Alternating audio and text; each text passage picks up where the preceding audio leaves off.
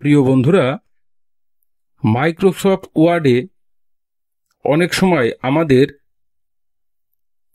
র লিখে স্পেস দিলে ও হয়ে যায়।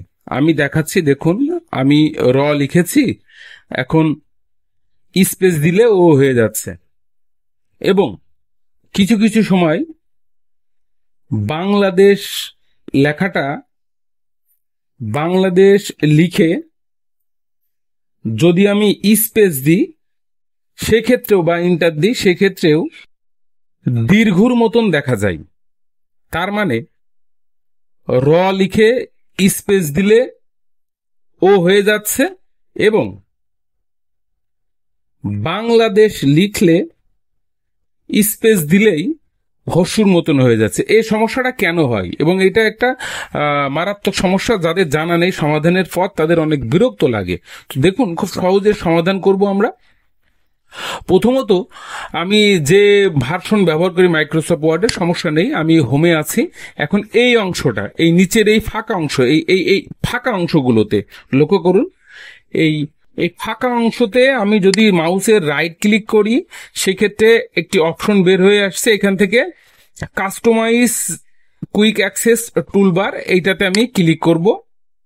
এটাতে ক্লিক করলে এই রকম একটি অপশন আমাদের সামনে চলে আসবে। এইরকম একটি অপশন আসবে, এখান থেকে প্রুফিং লেখা আছে, লক্ষ্য করুন শিক্ষার্থী, এখান থেকে প্রুফিং লেখা আছে। এই প্রুফিং এখানে একটি ক্লিক করব। ক্লিক করার পর আমরা অটো কারেক্ট একটা অপশন দেখতে পাবো।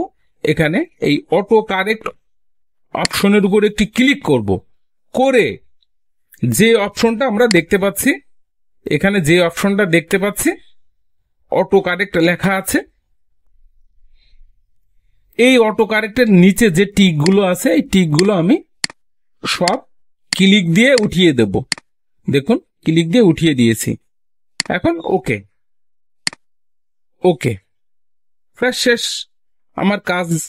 এখন আপনি যদি র লিখে স্পেস দেন ও হবে না, এবং হস্যু বা বাংলাদেশ লিখেও স্পেস দেন বা ইন্টার দেন, আর ওই সমস্যাটা থাকবে না। ধন্যবাদ সবাইকে।